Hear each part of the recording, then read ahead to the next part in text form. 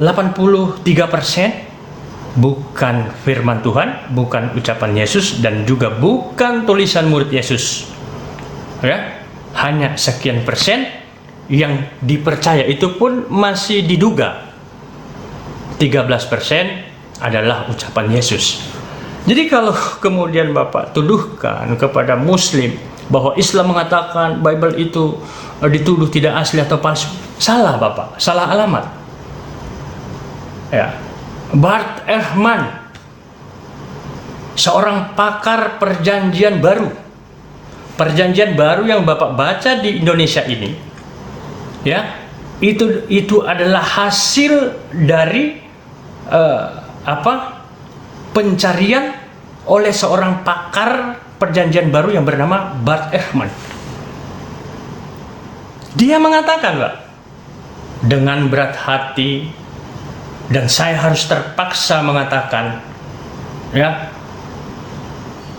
dan saya yakin pernyataan saya ini sangat menyakitkan seluruh umat Kristen di dunia. Beliau katakan begitu, bahwa mulai saat ini kita tidak perlu malu mengatakan bahwa Bible itu palsu dan bukan ucapan Yesus dan tidak layak dijadikan sebagai firman Tuhan. Itu pakar perjanjian baru, Pak, mengatakan.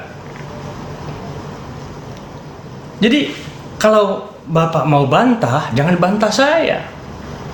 Bantah pernyataan para pakar-pakar teologi itu. Berbicara tentang naskah, ya, naskah-naskah kuno itu, Pak, besarnya, ya, itu besarnya mungkin hanya sebesar korek api, Pak. Itu. Saya berbicara ini, Pak, demi Allah, Pak, saya sudah sampai ke sana. Saya sudah masuk di gereja yang dibangun pada abad pertama, ya. Saya sudah masuk di gereja gereja Katolik Koptik, dan itu diyakini sebagai gereja tertua di Mesir, Pak. Saya bisa buktikan foto-foto saya ada apa semua. Nah, dari sana itu sudah kemudian memberikan sebuah informasi petunjuk bagi saya bahwa bagaimana kemudian naskah tertua hanya sebesar bungkus korek, lalu kemudian bisa membentuk sebuah kitab suci setebal Deuterokanonika, bisa membentuk sebuah buku seperti Protonika. Dari mana penambahannya itu? Nah itu, kalau pakar-pakar, Pak, teologi dunia, pakar perjanjian baru, pakar perjanjian lama, mereka sudah mengatakan bahwa kepalsuan dan tidak keautentikan Bible sebagai kitab suci dan tidak layak disebut kitab suci, mereka sudah mengatakan seperti itu. Lalu, mohon maaf yang sebesar-besarnya, Bapak-bapak yang hadir di sini, pakar apa? Apa kredibilitas Bapak di dalam penyalinan dan penyusunan kitab suci, perjanjian lama dan perjanjian baru? Nah, yang terakhir, Kristen itu dengan berat hati saya katakan tertuduh, dan tuduhan itu para teman-teman Kristen di seluruh dunia harus legowo terima. Orang-orang Yahudi, ya, mengatakan bahwa Kristen itu adalah pelaku pencuri kitab suci mereka, karena perjanjian lama itu adalah milik mereka, tidak pernah dipinjam dan tidak pernah dipakai oleh Kristen, dipinjam oleh Kristen untuk menjadikan Tuhan yang dituhankan oleh umat Kristen, yang tidak pernah dituhankan oleh umat Yahudi. Bukan kata kami, Pak, kata mereka. Nah, yang terakhir, kalau Al-Quran, Pak, final, ya. Jadi terima kasih tadi kalau Bapak katakan bahwa siapa yang bisa mengkritik Al-Quran, gak ada bisa, Pak. Karena Al-Quran itu bukan buatan manusia. Al-Quran itu adalah wahyu murni yang turun dari Sang Pencipta, diperuntukkan kepada ciptaan sebagai petunjuk dan pedoman untuk manusia. Sehingga kualitas kitab suci Al-Quran, Bapak mau tahu nggak? Jangankan merubah satu kata, menggeser satu titik saja di dalam Al-Quran, tidak akan pernah sanggup manusia. Jangankan manusia, Pak, malaikat sekalipun tidak akan sanggup menggeser satu titik saja di dalam Al-Quran. Jadi secara kualitas Al-Quran itu sebagai kitab suci, tidak ada tandingan. Maka tadi saya katakan Al-Quran itu sanggup bercerita masa yang lalu, masa yang sekarang, dan masa yang akan datang, sehingga semua narasi dan diksi di dalam Al-Quran tidak akan pernah satupun manusia sanggup merubah, bahkan menggeser titiknya pun di dalam Al-Quran. Sebagai kitab suci, yes, oke, Pak, pancen oye punya ini. Kira-kira itu dari saya. Lanjut teman-teman, karena di sini sudah hadir para senior-senior saya. Oke, baik, saya tanggapi dulu ya sebelum saya harus minum obat dan harus beristirahat karena tenggorokan saya lagi kurang enak. Oke, saya lanjut menanggapi Bung Aresto tadi yang menyatakan bahwa Bung Aresto sudah wisata rohani. Saya sebut wisata rohani ya, karena bukan studi di sana. Iya, betul Pak, betul. Nah, sangat saya sayangkan ketika wisata rohani Bang Aresto lalu membuat kesimpulan yang terlalu dini yang menyatakan bahwa Injil itu hanya sebesar korek api. Ini sangat disayangkan. Framing yang tidak punya dasar, karena kadang yang namanya wisata rohani itu kita kan hanya numpang lewat, lihat, dan kita tidak bisa mengambil kesimpulan dari apa yang kita lihat dan simpulan, kecuali Bang Aresto sama seperti, mohon maaf, saudara saya Bung Kainama yang mengaku pernah studi di Israel. Mungkin seperti itu. Nah, saya tidak akan membahas Bung Kainama apakah dia benar studi di Israel atau tidak, karena dia sudah klarifikasi ya. Saya lanjut aja supaya debat kita jadi debat ilmiah. Selanjutnya, ketika kita berbicara tentang Bung Aresto katakan bahwa Al-Quran nggak perlu dikritisi. Saya setuju, kenapa nggak perlu dikritisi? Cukup teman-teman Muslim imani saja gitu. Supaya jangan kita masuk dalam perdebatan kusir. Karena kalau Alkitab bisa dikritisi, karena Alkitab itu terdiri atas kitab sejarah, kitab sastra, dan kitab wahyu. Jadi dia bukan berdiri sendiri, dia menceritakan tentang masa lalu, dia menceritakan tentang konteks kitab itu ditulis, dan dia menceritakan tentang akhir zaman dalam kitab Wahyu. Nah, sekarang kembali lagi dengan yang tadi Bang Aresto katakan bahwa Al-Quran menceritakan tentang masa lalu, masa sekarang, dan masa yang akan datang. Saya nggak akan kemana-mana, saya ke masa lalu dulu. Siapa yang bisa memverifikasi Al-Quran itu membuat pernyataan tentang nabi-nabi masa lalu yang notabene 90% orang Israel divalidasi bahwa itu benar dari sumber primernya. Saya bukan bicara tentang wahyu, tentang sumber primernya. Apa dasar yang dipakai oleh teman-teman Muslim ketika berkata bahwa ketika Al-Quran berbicara tentang masa lalu, tentang Nabi Isa, tentang Nabi Yahya, tentang Iskandar Zulkarnain atau Alexander Agung, dan bisa divalidasi sesuai dengan konteks. Kalau Alexander Agung, maka kodeksnya ada di Alexandria atau di Makedonia, gitu misalnya, gitu. Siapa yang bisa memverifikasi, mengatakan bahwa Al-Quran benar-benar berdasarkan pencatatan sejarah yang bisa dibuktikan. Selanjutnya, ketika tadi Bang Aresto mengatakan bahwa Al-Quran, ada beberapa ahli yang mengatakan bahwa yang kata-kata Yesus itu hanya berapa persen. Saya setuju. Saya pernah baca jurnal itu yang mengatakan bahwa Al-Quran itu tidak semua perkataan Yesus. Iya, karena itu kitab sejarah. Kata-kata Yesus ketika dalam Injil Matius, Markus, Lukas, dan Yohanes itu hanya beberapa. Ketika dia bercakap-cakap pertama pada saat pencobaan di padang gurun.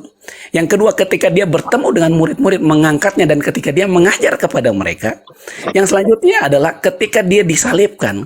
Yang keempat, yang berikutnya adalah ketika dia bangkit. Dan yang kelima adalah pada saat dia mau naik ke surga. Itu kata-kata Yesus. Selebih daripada itu menceritakan tentang mujizat yang dilakukan oleh murid-muridnya. Gitu.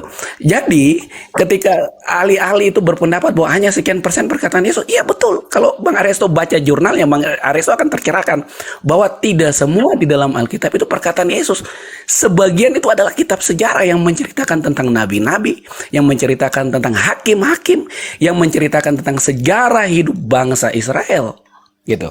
Nah, yang selanjutnya ketika Bang Aresto wisata rohani ke Yerusalem, ke Mesir dan lain sebagainya, Bang Aresto menemukan bahwa ada satu tulisan dari tokoh teologi Kristen yang menyatakan bahwa Yesus kawin berdasarkan kodeks yang dia baca dari gulungan laut mati. Saya tidak bisa membacanya. Itu penafsirannya. Saya nggak baca. Saya pernah baca bukunya.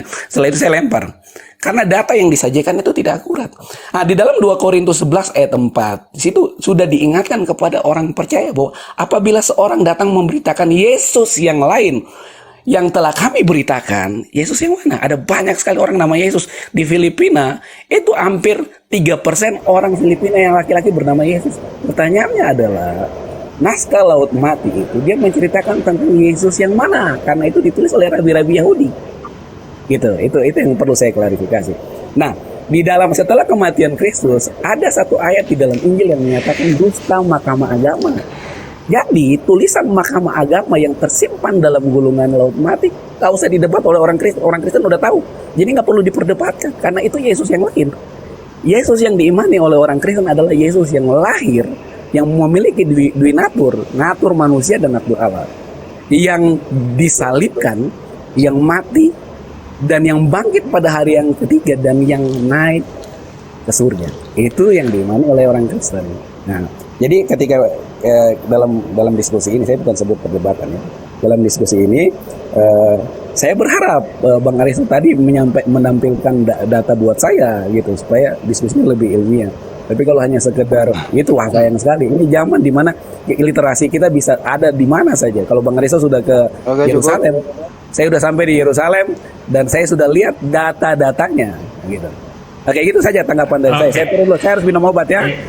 Semoga teman-teman di sini, mohon maaf kalau ada kata-kata yang salah, kiranya kita bisa tercerahkan untuk diskusi-diskusi selanjutnya. Oke, selamat siang semuanya. Makasih Bang Aristo. Selamat siang. Memang ada yang salah, Pak. Ya. Izin sedikit.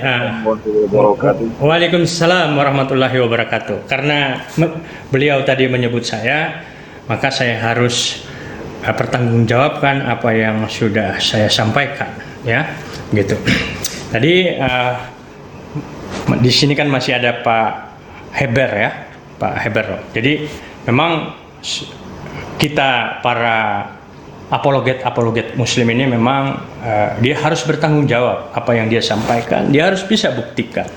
Jadi jangan hanya kemudian memberikan ini lalu dia tidak bertanggung jawab. Jadi gini, pertama luar biasa Bapak Pendeta tadi mengkritik tentang Barbara Tering, seorang ilmuwan, seorang teologi, dan kredibilitasnya sebagai seorang teologi dunia itu tidak perlu diragukan lagi. Beliau mengatakan bahwa sumber yang ditulis oleh Barbara Tering itu tidak valid. Dari mana tidak valid? Semua sumbernya berdasarkan penemuan beliau melalui naskah Laut Mati. Itu. Dan belum ada seorang Kristen pun yang bisa bantah itu. Ya, itu terlalu banyak para kritikus Kristen yang mengkritik kitab sucinya sendiri. Nah itu. Kemudian kalau berbicara tentang Al-Quran, apakah benar Al-Quran itu sanggup bercerita masa yang lalu? Oh, sangat sanggup. Tadi Pak Pendeta siapa? Mana buktinya bahwa Al-Quran itu bercerita tentang kejadian-kejadian nabi-nabi terdahulu? Hal yang sudah tidak lagi menjadi rahasia umum dan itu sudah terpublikasikan, yang kemudian Al-Quran itu mendapat kekaguman kepada seluruh manusia tanpa menyentuh apa agamanya. Al-Quran bercerita tentang jasad Fir'aun. Fir'aun hidup bersama dengan Nabi Musa notabene ribuan tahun, ya, bercerita ribuan tahun yang lalu. Jauh setelah Nabi Musa wafat,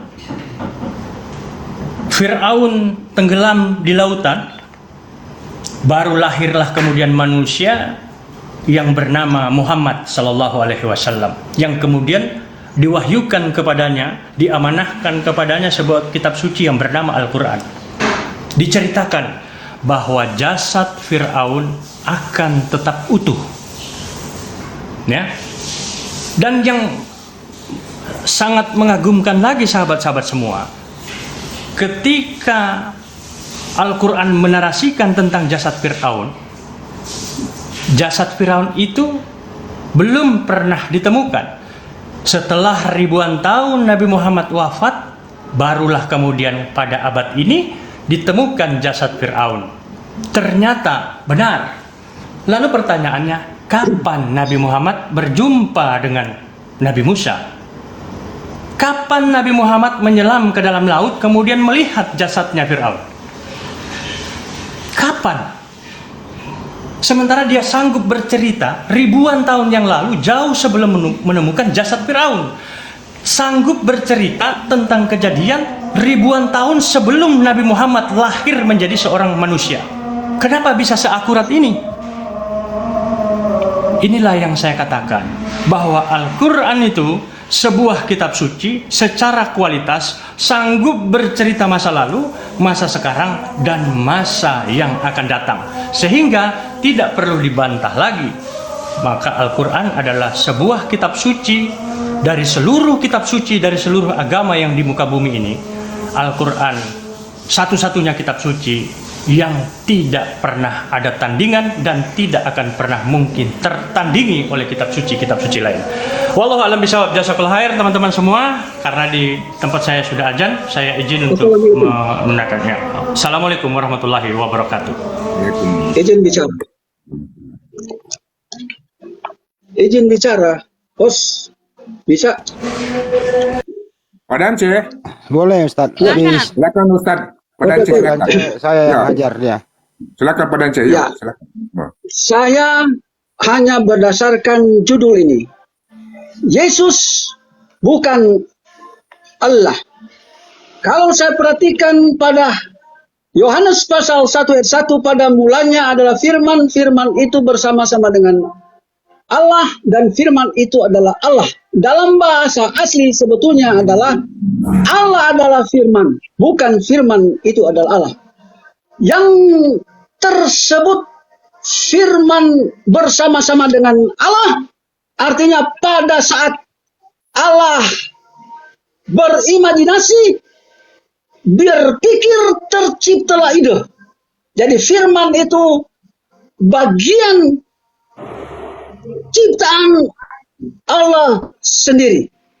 Dan ketika Allah mengilhamkan sesuatu kepada Yesus Kristus, ini bukan berarti Allah telah menjadi firman, tetapi yang ada adalah firman dari Allah menyatu dengan Yesus.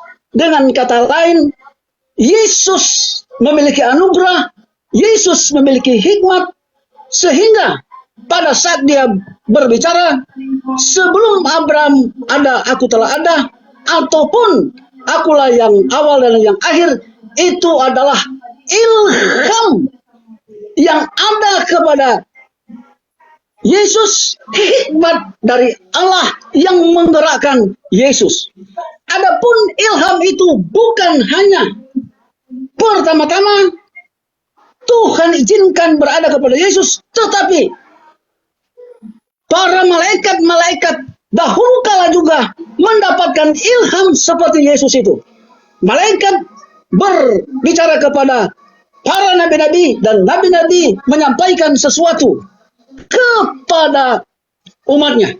Dengan jelas Allah tidak pernah turun menyatu dengan manusia, tetapi Allah berbicara dengan manusia dengan menggunakan perantara, para malaikat, bahkan para nabi-nabi.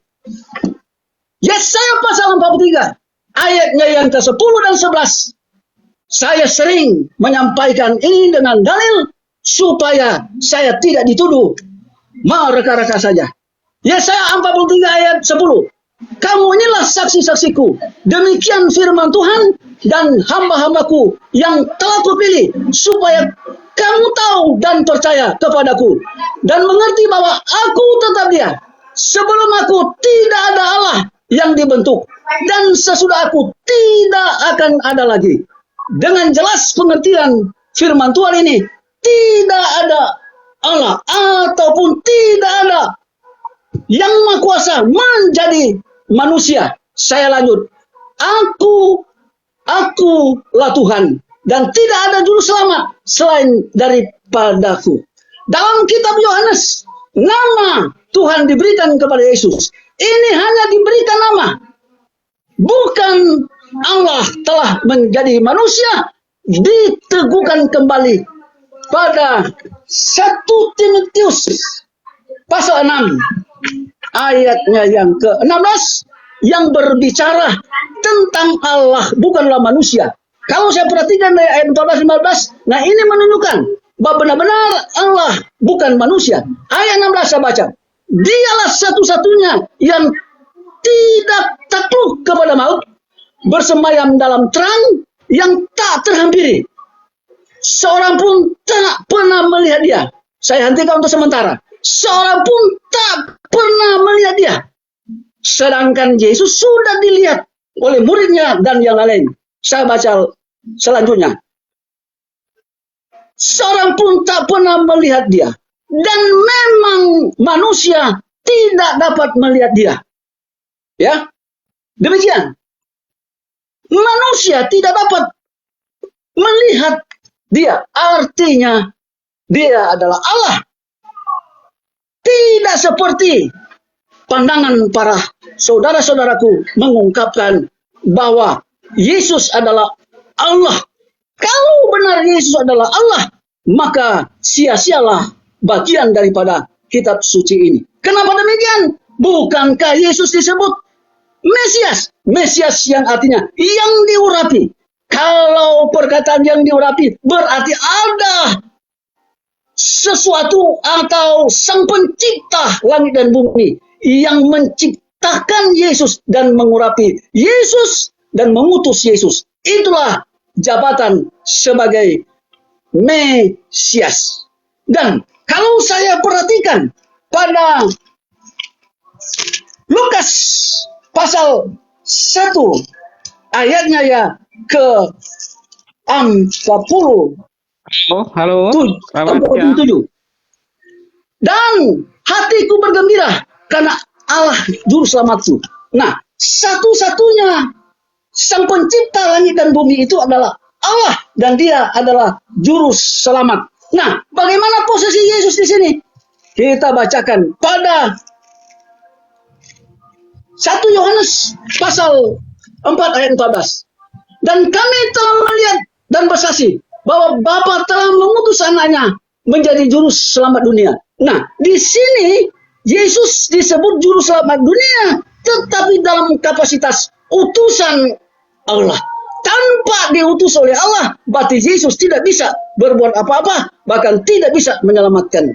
Tetapi oleh karena dia telah dikuasai oleh hikmat Allah dan dalam karya keselamatan, itu sesungguhnya bersumber pada satu sumber, bersumber pada satu Allah, yaitu Allah sang pencipta langit dan bumi. Mengucap syukurlah para Kristen dan oten-oten Muslim sesungguhnya membantu Anda telah memberitakan Injil. Itulah sebabnya dengarkanlah para Muslim kita, para ustadz-ustadzku itu. Demikian untuk sementara. Wassalam warahmatullahi wabarakatuh.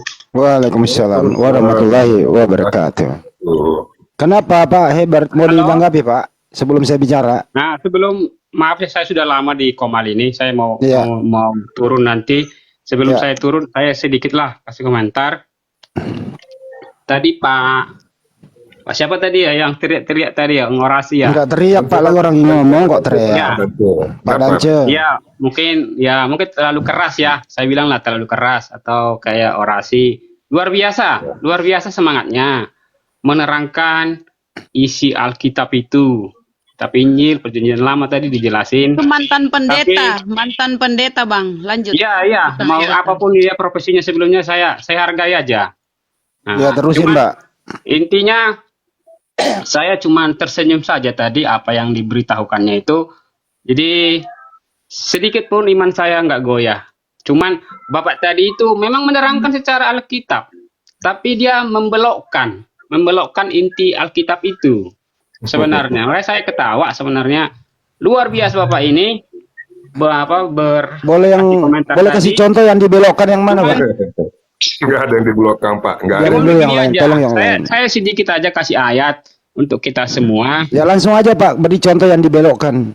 Enggak, soalnya saya mau kerja ini. Saya cuma satu Bapak kasih ayat aja. prediksi. Sebentar Nah, dulu Pak ini- Farid. Kalau kita lihat Yohanes 5 ayat 39, saya lihat ini orang-orang muslim sekarang kan banyak menyelidiki Alkitab.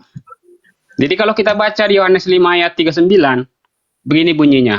Kamu menyelidiki kitab-kitab suci, sebab kamu menyangka bahwa olehnya kamu mempunyai hidup yang kekal. Tetapi walaupun kitab-kitab suci itu memberikan kesaksian tentang aku, namun kamu tidak mau datang kepadaku untuk memperoleh hidup itu. Jadi Bapak Ibu, Anda boleh menyelidiki segala kitab suci ini dari Kejadian sampai Wahyu. Tadi saya dengar sih penjelasan dari Ustadz tadi yang pernah ke Mesir menyelidiki segala macam. Itu tidak apa-apa. Tapi selama Anda tidak datang kepada Yesus, Anda tidak akan memperoleh hidup yang kekal. Itu katanya tadi. Jadi intinya di sini boleh-boleh aja menyelidiki. Makanya Tuhan Yesus mengatakan, mari yang berbeban berat, marilah kepada aku, akan berikan keringanan kepadamu, katanya gitu. Gantian ya Jadi Pak. intinya itu aja Pak. Bang Ya, Andi, ini- kan ada dalil hidup yang kekal. Aduh, Coba saya- dibacakan deh. Bentar dulu Bang ya. Andi. Aku dari tadi standby loh, nggak pernah ngomongin. Gini Pak. Kalau Anda mencomot Yohanes 5:39, kamu menyelidiki kitab suci, ini bukan Anda memberikan lemparan tajam kepada umat Islam. Tapi Anda mengkritik Lukas 1, nomor 1. Jadi yang menyelidiki itu adalah Lukas. Sebagaimana tertulis, Bapak salah, Pak. sebentar dulu dong. Bapak Nah, salah. gantian Belum bicaranya panjang, Pak, jangan Pak. kepanasan. Bukan Gantian Pak. dulu, Belum saya ini panjang, giliran Bapak saya itu loh. salah menafsirkan. Ya, iya gantian. Oke, silakan. Iya dong. Lukas berkata begini di pendahuluannya, Theophilus yang mulia, banyak orang telah berusaha menyusun suatu berita tentang peristiwa-peristiwa yang telah terjadi di antara kita, seperti disampaikan kepada kita oleh mereka dari semula adalah saksi mata dan pelayan firman. Karena itulah, karena itu setelah aku menyelidiki segala peristiwa itu dengan seksama dari asal mulanya, aku mengambil keputusan membukukannya. Jadi yang menyelidiki itu adalah Lukas, kemudian dia tulis, Anda katakan kitab suci. Nongol Yohanes, kamu menyelidiki kitab suci. Berarti ini saling berbantahan antara Yohanes dan Lukas, bukan kepada kami. Kami ini tidak akan pernah mau menyelidiki kitab suci Anda.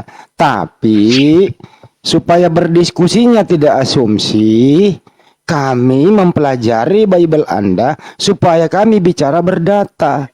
Tapi sebaliknya, kok kamilah Muslim yang sebagian menghafal, kamilah Muslim sebagian tahu original teksnya, tapi teman-teman Kristen kok pada malas belajar ya? Kenapa ya?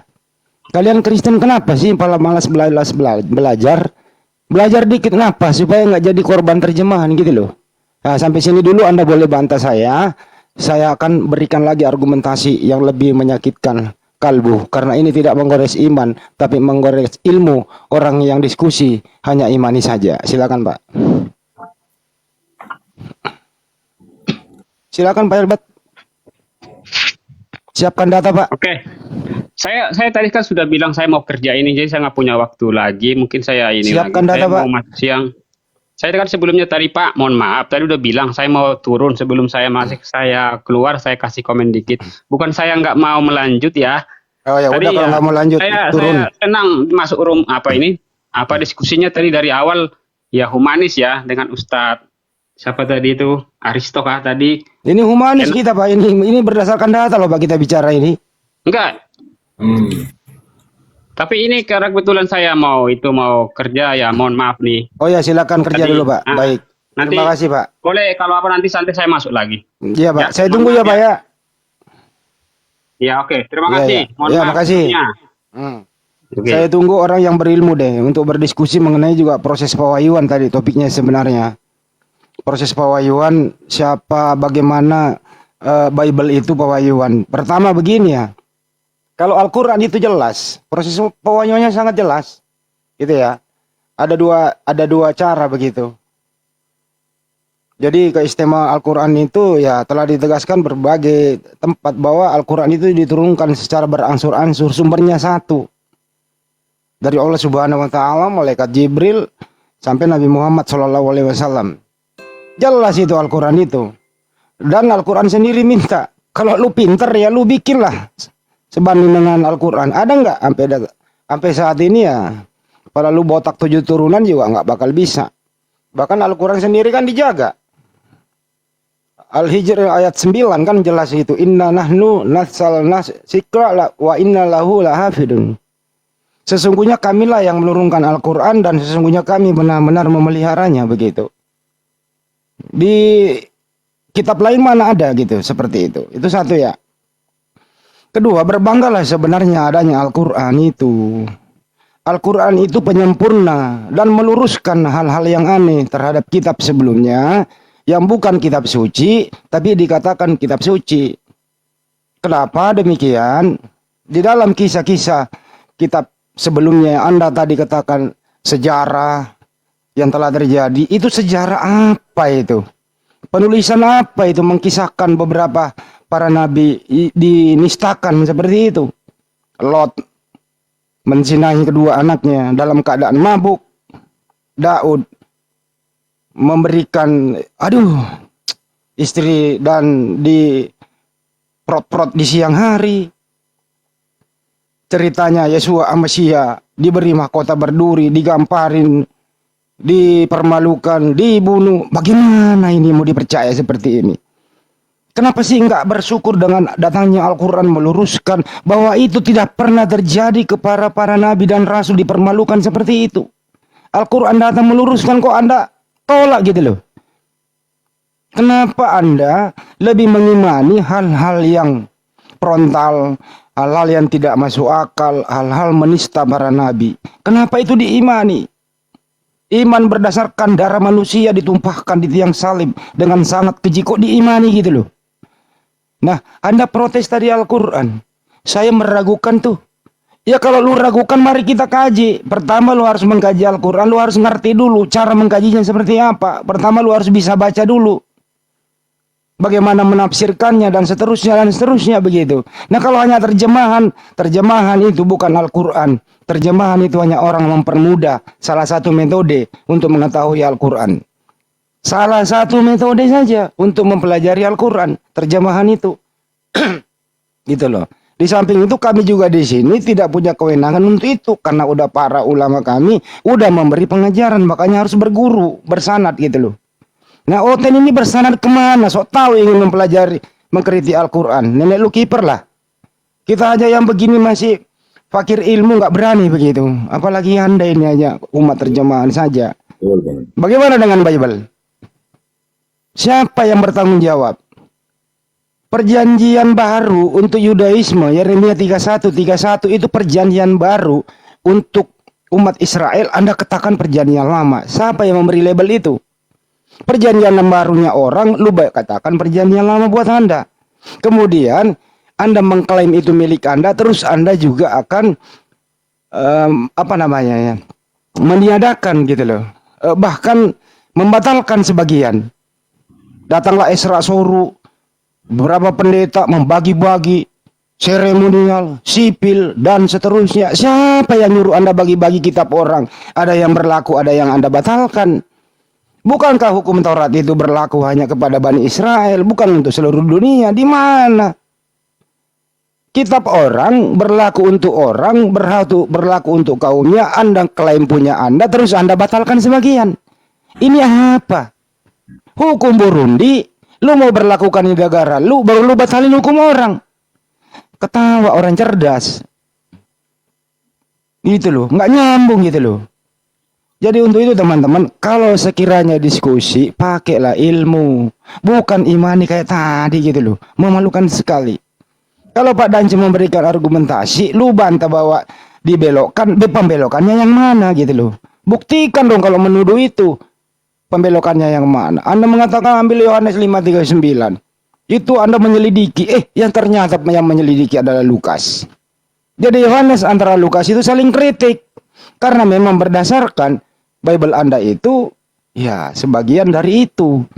Bang Aristo udah menerangkan bahwa sumbernya itu sebesar ATM itu loh. Siapa bilang semua firman Tuhan? Orang Kristen jujur mengatakan tidak semua bersumber dari firman Tuhan. Hanya sisa-sisa berapa persen lah yang bersumber dari Sang Pencipta itu. Sebagian adalah kisah bagaimana Yesus berjalan. Kisah 13:29 hilang. 30 mengajar. Orang menulis, oh Yesus ke Nazaret mengajar. Inilah Nabi Yesus dari Nazaret. Berbahagialah orang ibu yang telah menyusui engkau. Ini firman Tuhan. Ya bukan. Apa yang Yesus lakukan ditulis oleh penulis.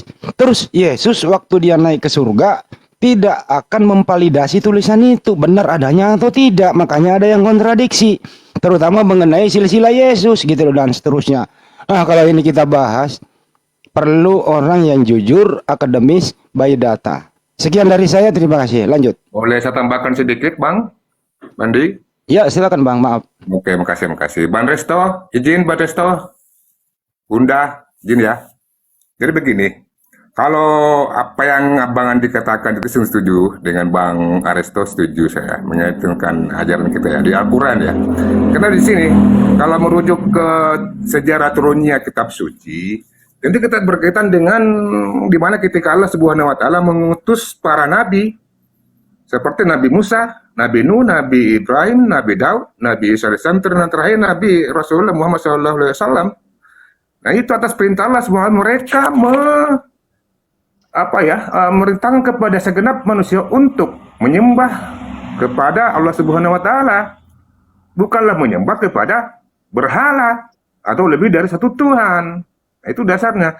Yang paling penting untuk kita pahami atau kita ketahui bahwasanya ada beberapa nabi dan rasul menerima kitab suci dari Allah Subhanahu seperti Nabi Musa menerima Taurat, Zabur untuk Nabi Daud dan Injil untuk Nabi Isa alaihissalam. Namun sangat disayangkan ya, ini sangat disayangkan nih teman-teman bahwasanya kitab-kitab tersebut dalam perkembangannya mengalami kerusakan, bahkan sampai hilang jejak. Nah itu aja sih Bang. Jadi kemana jejaknya? Jadi benar kata Allah bahwa Al-Quran itu dijaga oleh Allah sampai akhir zaman, sampai hari-hari kemudian. Oke, makasih Pak. Siap. Lanjut. Pak, Salam Pak. Woi, ini Anda boleh memberikan argumentasi begitu ya? Assalamualaikum warahmatullahi wabarakatuh. Waalaikumsalam warahmatullahi wabarakatuh, guruku Ustaz Sugi ini. Ya biar Pak Woi dulu kasih argumentasi. Pak Woi, bagaimana sih kok bisa ada perjanjian lama, ada perjanjian baru? Ini sumbernya dari mana sih Pak? Pak dengarkin dulu topiknya Pak, baru saya. Iya. Perjanjian lama, perjanjian baru itu sumbernya dari mana Pak? Kok begitu tebal Pak? Silakan Pak. Mengatakan ini orang nggak dengar Pak ya? Mengajarkan Nggak ngerti topik dia. Iya, intinya saya hanya menangkap. Suaranya kecil banget itu. Kegedean Pak deh. Ini ada topiknya Pak. Yang benar bangsa Israel. Ini ngomong apa sih ini orang? Allah itu cuma satu. Itu Ada gimana sini? Nggak ngerti Bukan aja lah. sangat disayangkan. Nggak paham saya nih Bang Andi. Ya, ini topiknya adalah proses pewahyuan kitab suci, bagaimana proses pewahyuan Al-Quran, bagaimana proses pewahyuan Bible itu. Itu topiknya. Ini bukan ngomongin harga cabai di pasar yang turun naik. Dengar dulu. Gitu loh. Om Handi. Jadi kalau nggak punya ilmu nggak usah naik deh gitu. Memalukan aja loh. Kecil suaranya Bang Woi. Bang Woi, besarin Udah- dulu suaramu Bang. Udah Kondisikan. kecil isinya nggak ada lagi. Tuli. Mending gede kayak isinya nggak ada. Agak mendingan dikit Besarin ada suaramu tampilan. loh. Bapak tadi. Woi, Mending gede dikit Pak gitu loh, isinya nggak ada tampilannya menarik lah. Ini udah kecil isinya nggak ada, mau diapain Allah coba? Itu cuma satu. Semua para nabi bangsa Israel menyebut Allah Nah, Israel di bawah-bawah. Kenapa cuma sudah Israel? Muhammad doang yang mengajarkan Allah itu satu. Karena apa? Karena ajaran Allah itu satu. Ini apa sih? Pemahaman Airus. Itu pemahaman Airus. 250 sampai dengan 300 Masehi sebelum Al-Quran ada. Arius. Jadi Arius. jadi Apa hanya itu, Bunda? Muhammad doang yang mengatakan Arius. itu Woi, Apa Arius. itu, Bunda? Ini bahasa apa? Arius. Ntar yang lain diam dulu biarin. Makanya buka telinga kamu. Ini bikin ribut lagi nih Hanya Athanasius sama Arius nih. Hanya Muhammad doang yang mengatakan Allah itu sat. Karena apa? Karena ajaran ayat Ini ngomong apa sih konsili ya? kita Paham, sabar. dalam Al-Quran. Ingat. Airus apaan sih? Tokoh apa sih Airus itu, tokoh mana sih? Airus itu siapa Airus? Airus Siapa? itu bro. Arius. Itu orang Yahudi. Itu Woi, woi. tokoh Yahudi. Aduh. Orang Kristen kok gak ngerti tokohnya sendiri ya? Berkembang terus sampai di zaman Buhaira. Seorang tokoh yang menganut aliran Airus Nasturi. Airus. Airus. yang menentang ketuhanan Al-Masih. Yang menyebut Allah Aduh itu bro, sat. bro. Gak usah ngomong kalau gak ngerti dah. Makanya Namanya aja baca nggak ngerti tentang kok. Aduh, sejarah bener-bener dia orang. Airus itu sudah ada Airus. tahun Airus. 250 sampai 336 Masehi. Sebelum Airus siapa ya Bang Adi? Pernah dengar ada Airus Bang Adi? Enggak ada yang ada Arius Pak De sama Athanasius. berarti Bukan Airus. Pak De harus banyak belajar Pak De. Jadi udahlah, cukup dulu diam turunin lah, berisik. Oke. Jadi Nggak ngerti dia apa yang bangsa dibahas. Israel, bangsa Israel para Ini mau bahas Trinitas ini konsil ini. Allah itu roh. Kalau Hanya enggak Muhammad besar doang suara yang kita mengatakan turunkan ya. Allah itu sat. Halo, woi, Ya, woi. turunin aja dah. Assalamualaikum warahmatullahi wabarakatuh. Ini ya, Waalaikumsalam. penghujat nih, penghujat dia, nggak usah dinaikkan lah nih. Penghujat dia Bu Rahma. Biarin aja nggak apa-apa. Jadi gini ya. Cari suaramu dulu, woi. Woi. Sini kak ya. Udah. Kalau dia menghujat, Bang, kalau dia menghujat, berarti itu Kakak wah, kalau menunjukkan namu depan nggak? Turun, Cukup dulu. Pak De ada tanggapan Pak De mengenai orang kayak gini ya. Bang Erik tolong di dulu Bang Erik. Bunyi sen kiri sen kanan itu. Gimana Pak De? Nah, sebenarnya saya ingin menanggapi yang tadi ya, Iya, yang Pak De. debat dengan Bang Aristo. Dia mengatakan bahwa teks asli Al-Quran dibakar Utsman. Ini membelokkan sejarah. Padahal yang dibakar oleh Utsman bukan teks asli Quran, tetapi justru adanya teks-teks yang bercampur dengan pendapat pribadi atau catatan-catatan kaki. Itu yang dihapus oleh Utsman, yang dibakar. Terus adanya dialek-dialek yang tidak sesuai dengan dialek Quraisy. Itulah yang dibakar oleh Utsman. Utsman tidak pernah bakar teks asli. Mana ada teks asli dibakar Utsman? Nah, sedangkan Al-Quran itu sendiri seperti yang dikatakan Bang Aristo tadi, dia tidak berdasarkan manuskrip. Al-Quran itu bukan berdasar manuskrip. Karena Al-Quran itu turun bukan berupa manuskrip, tapi berupa kalam yang disampaikan oleh Malaikat Jibril kepada Rasulullah dari Allah tentunya. Itu Masya berupa kalam atau kalimat-kalimat dikte. Lalu dihafal oleh Rasulullah, disampaikan kepada para sahabat. Begitu loh. Nah, celakanya Kristen ini mengandalkan manuskrip, tapi dia tidak punya manuskrip asli. Mereka kehilangan autografa. Autografa itu apa? Catatan asli dari penulis. Nah, kodek-kodek ya yang ada sekarang itu bukan berasal dari abad pertama. Bahkan yang paling tua itu dari abad ketiga. Seperti contoh Sinaiticus maupun Vatikanus. Sementara catatan awal hilang, nggak ada lagi. Itu diakui oleh Ibu Rita Wahyu di dalam sarapan pagi. Dia jujur mengakui bahwa autografa yang ditulis oleh penulis awal itu sudah rusak, ya sudah tidak ada lagi. Nah, jadinya repot mereka ini. Bagaimana mereka bisa mengecek keaslian manuskrip-manuskrip yang ada itu kalau tidak ada autografanya? Nah, ini jadi repot orang Kristen ini. Kalau kita tidak orang Islam, ya bagaimana kita mengecek dari terjemahan yang ada, kembalikan kepada bahasa aslinya. Jadi kita tidak mengalami kerepotan, begitu Bang Andi. Apa kelebihan dan kekurangan kitab suci itu berdasarkan manuskrip atau berdasarkan tulisan, dan apa kelebihan kitab suci berdasarkan kalam, hafalan? Kekurangan dan kelebihannya apa, Pak De? Silakan, Pak De.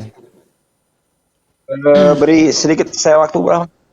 Pak De dulu, Iya, iya. Pak De dulu saya tanya, baru ke Bang Suret. Izin ya, nanti Anda jawab juga. Pak De Iya. apa? Silakan, Pak De.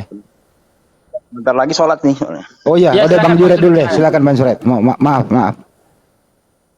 Ini kan tema ada dua tadi ya. Pertama tentang Yesus bukan Allah, itu juga disampaikan sama guru kita Pak Dance dengan masalah kitab suci gitu. Yang pertama tentang Yesus bukan Allah ya. Ini saya nggak mau terlalu ribet untuk menyampaikan. Yang pertama, Allah itu proper name ya. Yesus juga proper name. Nggak mungkin proper name diterjemahkan dengan proper name. Proper name nggak mungkin diterjemahkan. Ya, itu dari segi bahasa aja sudah berantakan ya. Berantakan kali itu ya. Nah, jadi kalau Yesus bukan Allah, udah cukup jelas sih. Yesus itu nama pribadi, Allah juga nama pribadi kan gitu. Nah, satu. Yang kedua tentang masalah kitab suci juga saya akan menerangkan sederhana. Ya. Hafalan itu tentu saja lebih terjaga ketimbang tulisan. Ya. Apalagi Al-Qur'an itu selain dihafal juga ditulis, dan dari awal itu ditulis dan dihafal oleh orang yang mutawatir ya dalam bahasa Arab. Banyak dan berunut. Nah, sampai sekarang juga masih ada itu runutan siapa dari siapa. Sementara kalau Bible sendiri jelas di Lukas yang pertama itu penyelidikan. Lukas itu nyelidiki dari siapa ke siapa juga nggak ada. Nah, dan kita juga ketahui bahwa pakar-pakar dari Bible juga sudah jelas-jelas jujur mengatakan banyak hal ya kesalahan-kesalahan dari penulisan-penulisan Bible. Jadi sekarang kita kawan siapapun ya, seharusnya jujur saja dengan akal kita mana yang kira-kira lebih bisa terjamin atau tidak. Nah, mungkin kalau dengan keyakinan kita akan mempertahankan keyakinan kita masing-masing. Tetapi kalau dengan akal kita tentu saja bisa menentukan mana yang kredibel dan mana yang tidak. Jadi silahkan berkeyakinan dengan akal yang kredibel atau keyakinan yang tidak menggunakan akal. Mungkin ini aja yang saya sampaikan. Nah, mungkin saya mau turun. Oke, makasih Bang Suret. Kalau judulnya Yesus bukan Allah, ya benar. Jawabannya adalah Allah Subhanahu wa Ta'ala yang mengutus para nabi dan rasul. Itu jawaban singkatnya ya. Jadi kalau ada yang mengatakan Yesus adalah Allah, ya salah dia. Salah banget gitu loh. Karena apa? Allah Subhanahu wa Ta'ala yang mengutus para nabi. Karena Yesus juga adalah rasul. Kalau disamakan dengan Yesua Mesia. Tapi kalau Yesus Yunani, ya jauh, bagaikan api dan air gitu. Kembali ke topik. Gimana Pak Dea sama Pak Aristo bahwa apa kelebihan dan kekurangan kalau dikatakan kitab suci bersumber dari tulisan manuskrip atau kitab suci bersumber daripada hafalan? Silakan Pak De dulu atau Aristo. Silakan Bang.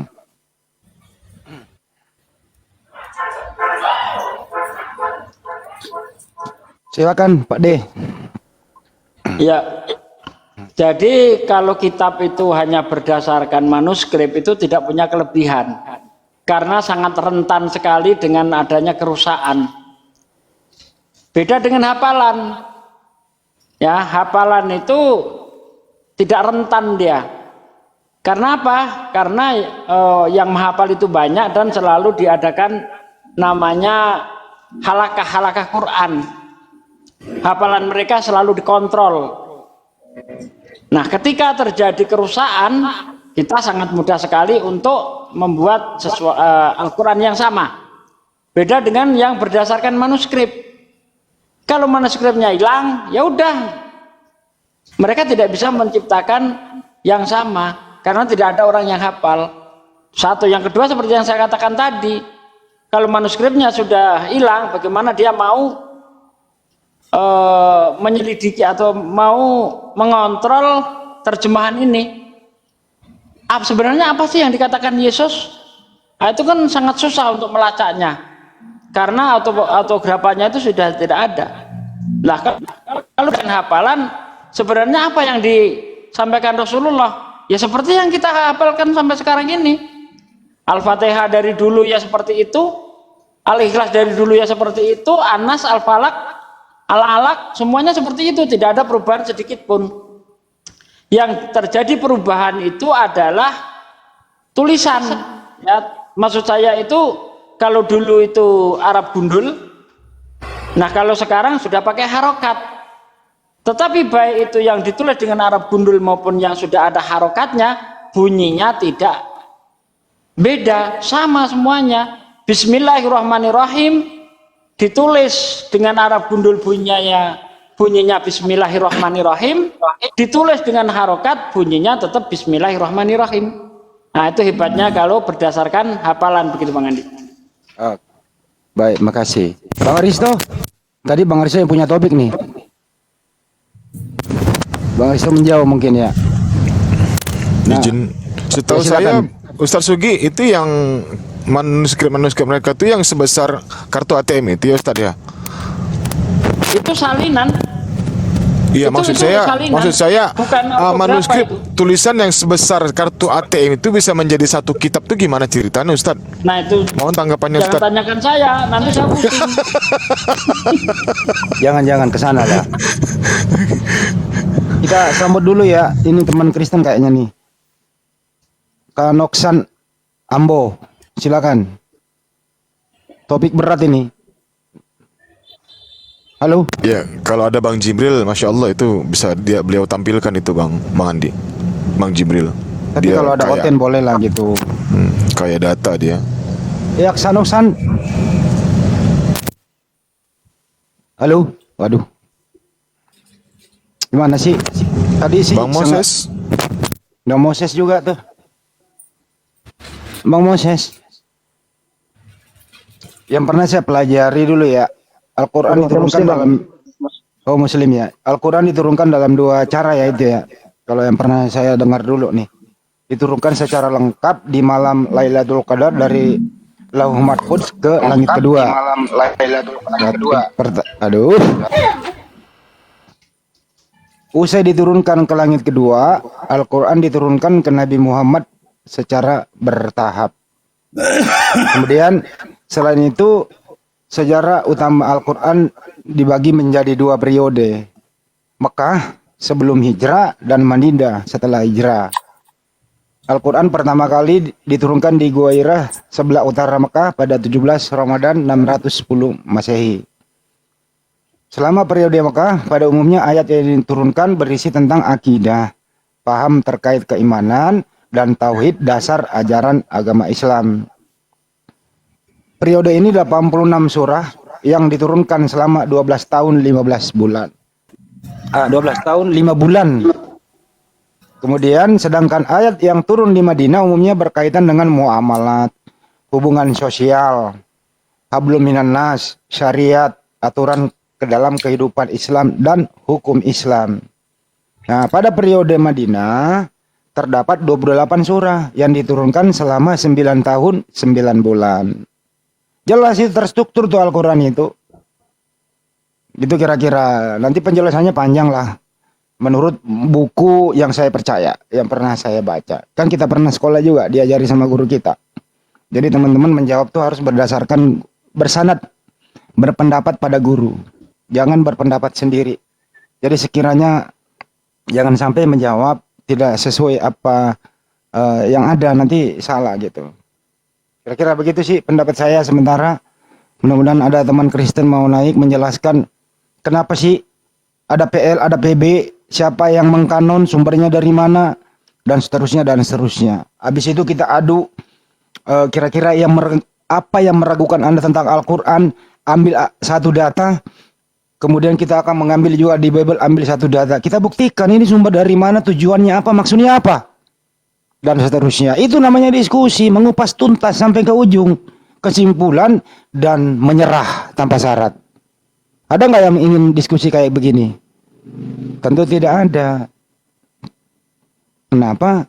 Ya karena sulit dibuktikan itu. Sumber Bible itu dari mana? Kok berbahasa Yunani gitu? Dari bahasanya saja orang Indonesia bingung baca Yunani itu. Coba kalau Al-Quran. Ada nggak orang Indonesia sholat tidak membaca teks asli Al-Quran? Misalnya sholat nih, Allah Maha Besar. Ya nggak boleh. Salah itu. Bagaimana bahasa Jawanya, Pak De? Kalau orang Jawa, gimana ceritanya? Lucu jadinya. Makanya ada bahasa mengikat gitu loh. Karena di Inggris sama, Allahu Akbar. Nah, Indonesia ya sama. Kalau bahasa Jawa, Gusti Allah Magede. Ya, Allah Maha Besar ya. Coba kalau orang Bugis, Malo popong Allah Ta'ala. Agak tuh.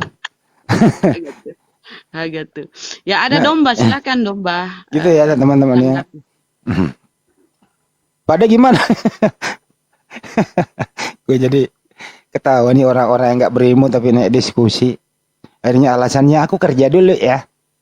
Gitu. Yang satu lagi, sebentar kita lanjut lagi ya. Ya kenapa? Karena udah mentok di situ. Udahlah deh. Ini aja orang-orang profesor, doktor gitu loh yang mempelajari Al-Quran udah ngakui itu loh. Seperti Ibu Rita Wahyu udah ngakui itu loh. Bagaimana Markus 16 sampai 8 mentok. Daeng, domba ini bagus, domba ini cerdas. Ya udah silakan disamper dulu. Domba, Suruh bertanya aja deh. ya deh, silakan domba. Apa mau domba, silakan. Domba. Ih, kemiut, Aduh. Kenapa ya? Mereka naik tapi dia pingsan enggak? Dia masih bisa naik kok. Ini siapa nih? Aduh. Malah kabur. Coklat kribo. Kalau kau punya nyali dan ada ilmu, silakan naik. Beranimu dibawa, ngomong terus dibawa. Naik coklat kribo. Aduh, begini lauten ya. Oh, ini mungkin dia terlempar ya. Aku mau sholat dulu Bang Andi, lanjut dulu ya. Iya Pak De. Suara kristolog muslim. Mana nih orang? Assalamualaikum warahmatullahi wabarakatuh. Kalau ada Bang Waalaikumsalam Handi nih, aduh. warahmatullahi wabarakatuh. Nyalinya ciut kalau ada Bang Handi. Izin menjelaskan sedikit saja ya, menambah ini daripada gabut. Ya, saya nama aslinya Hasan ya, cuma namanya Moses biar. Ini muslim ya? Soalnya kadang kalau kalau debat sama Oten kadang nggak dinaikin kalau misalkan namanya Hasan. Iya. Ini menjelaskan tentang, biasanya kan Oten itu menyalahkan tentang surat Al-Ahzab ya, yang ayat 56 ya. Yang berbunyi, saya bacakan ya. Bismillahirrahmanirrahim. Innallaha malaikatahu yusholluna 'alan nabi ya ayyuhalladzina amanu shollu 'alaihi wa sallimu taslima. Jadi kalau diartikan dalam bahasa Indonesia, sesungguhnya Allah dan malaikat-malaikatnya bersolawat untuk Nabi. Hai orang-orang yang beriman, bersolawatlah kamu untuk Nabi dan ucapkanlah salam penghormatan kepadanya. Jadi kadang itu teman-teman orang Kristen itu mereka mengkritisi Al-Quran tapi berdasarkan terjemahan. Jadi kalau kita kaji itu bahwa terjemahan dan Al-Quran itu berbeda. Jadi kalau Al-Quran itu asli berbahasa Arab, itu namanya Al-Quran. Tapi kalau terjemahan itu bukan bagian dari Al-Quran. Ya hanya terjemahan saja. Ya tujuannya untuk apa? Ya untuk memudahkan orang-orang untuk memahami artinya. Walaupun menurut saya terjemahan itu belum mencakup semua ya, karena beberapa masih ada terjemahan yang mungkin kurang sesuai. Yang mereka Kristen biasanya mengatakan bahwa di sini Allah dan para malaikat itu bersolawat, begitu ya. Kemudian mereka memaknai bahwa bersolawat itu adalah maknanya adalah sholat. Kemudian mereka memaknai lagi bahwa sholat itu artinya adalah doa. Berarti Allah itu berdoa kepada Nabi. Yang intinya berarti Nabi Muhammad itu diibaratkan sebagai Tuhan karena Allah itu berdoa kepada Nabi. Berarti kan Nabi itu menurut mereka adalah Tuhan juga.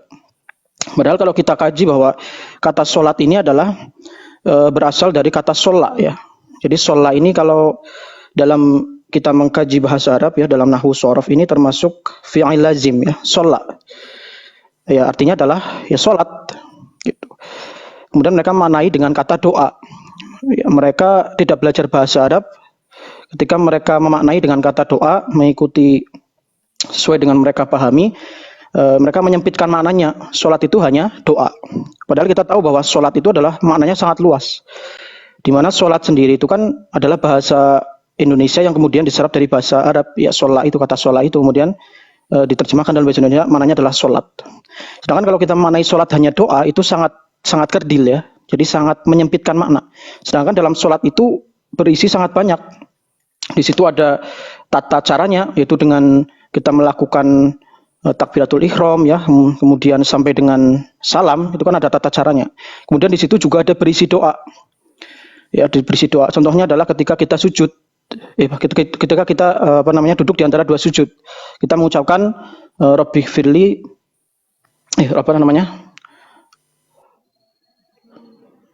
Rabbi firli warhamni wajburni gitu ya. Itu kan artinya doa Rabbi firli, ampunilah dosaku, warhamni, dan berilah rahmat kepadaku atau ampunan kepadaku, kasih sayang kepadaku, Rahman ya, berikan kasih sayang kepadaku.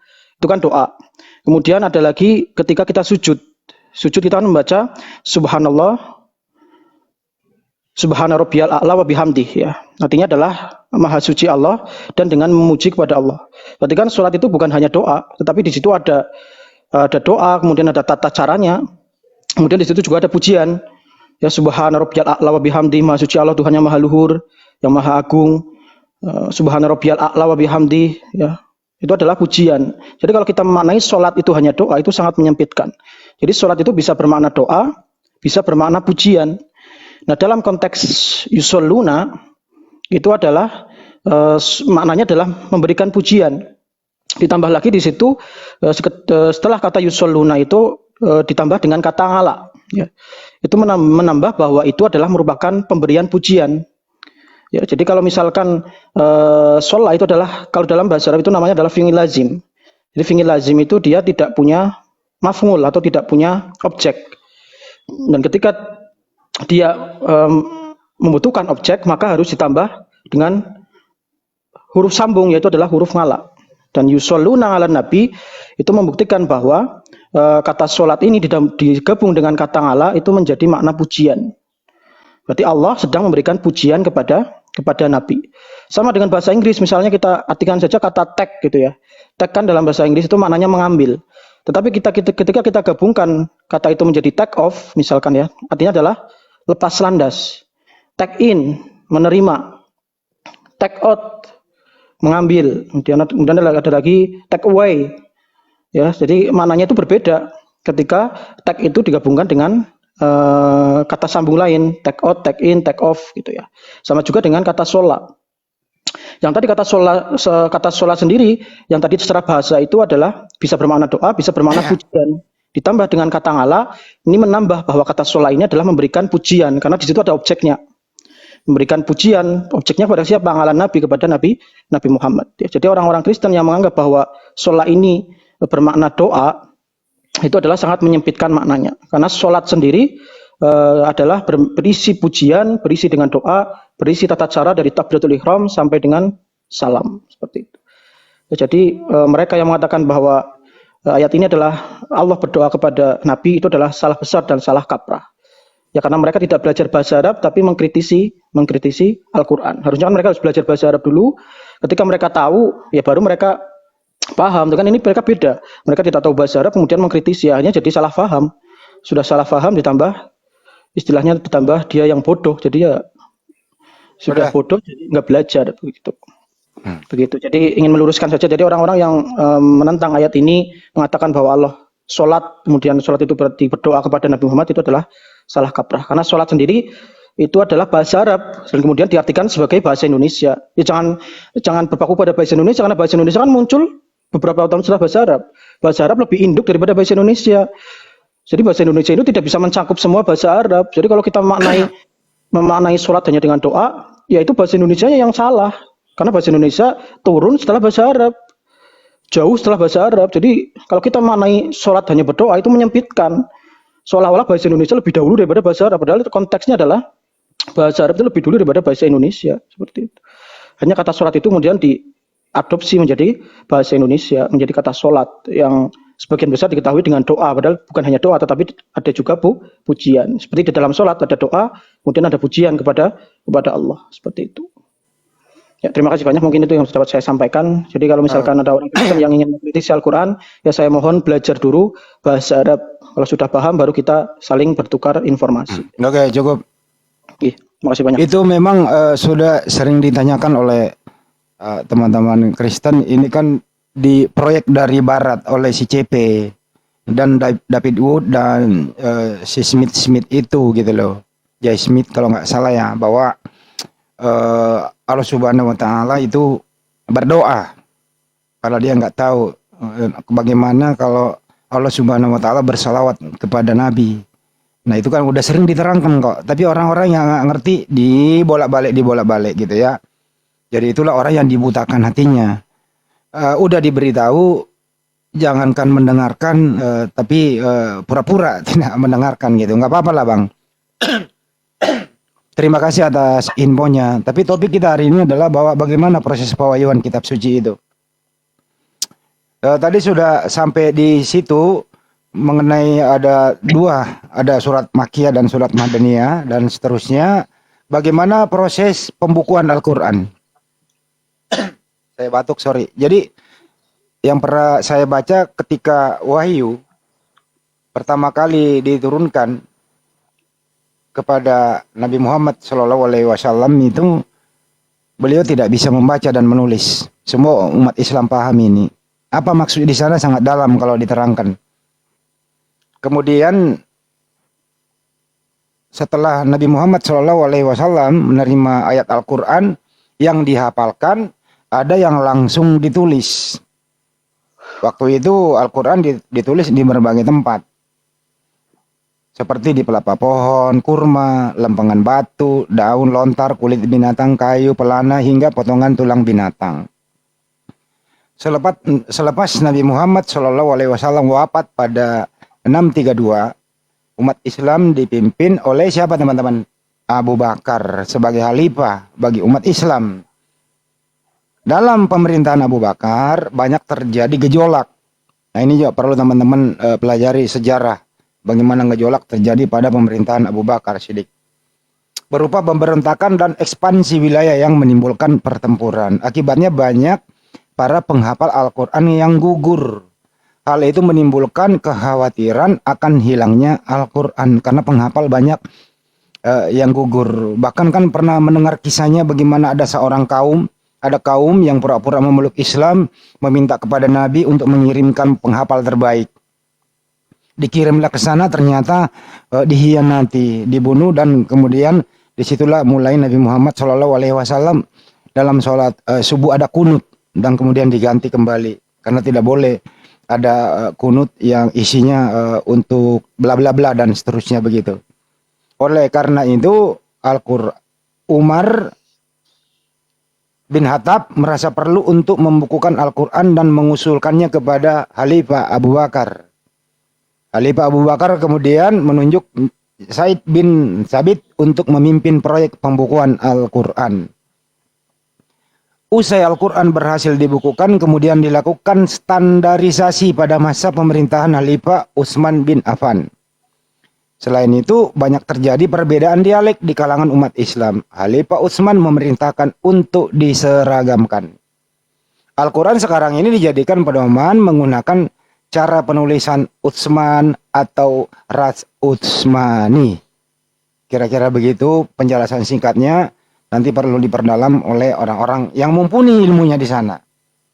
Bukan kita gitu. Saya hanya membaca standar-standar secara globalnya saja. Kira-kira begitu. Jadi kalau ada umat atau oten yang coba menanya kepada Anda, mana manuskrip asli Al-Quran? Ya boleh kita beritahu, banyak sekali di Turki di sana manuskrip aslinya ada. Tapi Al-Quran tidak berdasarkan itu.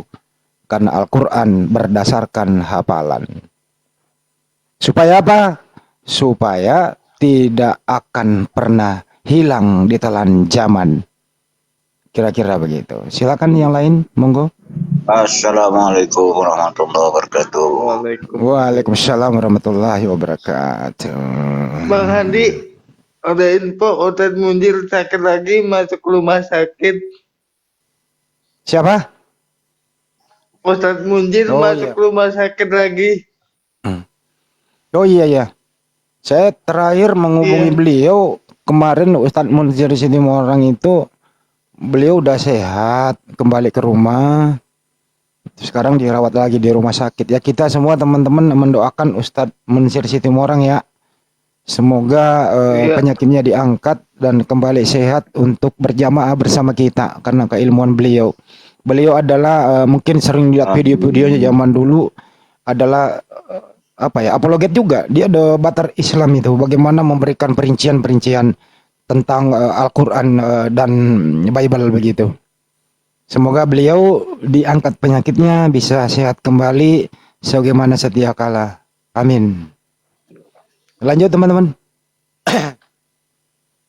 Amin. Kalau sudah tidak ada, saya mundur dulu karena persiapan mau bergabung ke tim. Kami dari Humas AFI hari ini akan ada lagi aktivitas yang sangat perlu, tidak bisa ditinggal. Akan kami kerja sesuai dengan amanah dari API, bahwa saya, Bang Aristo dan lain-lain, Mbak Hendra akan bergabung ke salah satu tempat. Nanti akan kami beritahukan apa itu. Doakan semua ini terlaksana dengan baik. Tentu jam-jam sore bekerja sampai larut malam nih. Kalau perlu sampai pagi nih. Kira-kira begitu ya. Nanti akan kami live-kan kalau diizinkan melive-kan. Sebagaimana kemarin kami sowan teman-teman, kami dari tim yang ditunjuk sebagai humas mengunjungi salah satu tokoh. Tidak ada unsur politik. Kami bersama para mualaf, Ustadz Kay Nama bersama mualaf Jerry, ketemu juga dengan ponakan Syekh Ali Jaber dari Madinah, kemudian ketemu Jenderal Purnawirawan Gatot Nurmantio. Kami memperkenalkan API itu apa. Ya, beliau memberi apresiasi bahwa lanjutkan perjuangan. Pesan beliau saja sebagaimana Prof. Repli mengatakan bahwa jangan sampai menegakkan hukum tapi melanggar hukum. Pakai tatanan bernegara dengan baik. Jalin silaturahmi dengan baik, diskusi sesuai dengan aturan yang ada, toleransi yang diutamakan, hindari kata-kata yang tidak pantas. Karena kami semua ini adalah berbangsa satu negara, satu bahasa Indonesia. Terus beliau juga menyampaikan salam buat teman-teman yang tergabung Yayasan Apologet Islam Indonesia. Terus belajar, jangan puas, edukasi, lindungi saudara-saudara kita yang rawan akan pemurtadan. Itu pesan beliau. Termasuk ponakan Syekh Ali Jaber, karena beliau udah bisa berbahasa Indonesia dengan baik. Beliau sangat mengapresiasi dan ini akan diberitahukan kepada teman-teman yang lain. Dan hari ini juga kami akan bertemu beberapa habaib ya, untuk memperkenalkan apa itu API. Untuk yang teman-teman yang di luar pasti saya dikatakan saya munafikun katanya di bawah ini. Enak aja mengatakan orang munafik. Oke, nggak apa-apa ya, kita skip aja lah orang-orang yang kurang adab. Oke, kita sapa dulu Bang Dev. Lanjut. Saya closing statement dulu bahwa terima kasih buat semuanya. Saya Andi Selebes. Terima kasih. Assalamualaikum warahmatullahi wabarakatuh. Sampai jumpa. Waalaikumsalam. Waalaikumsalam warahmatullahi Terima kasih, Dan. wabarakatuh.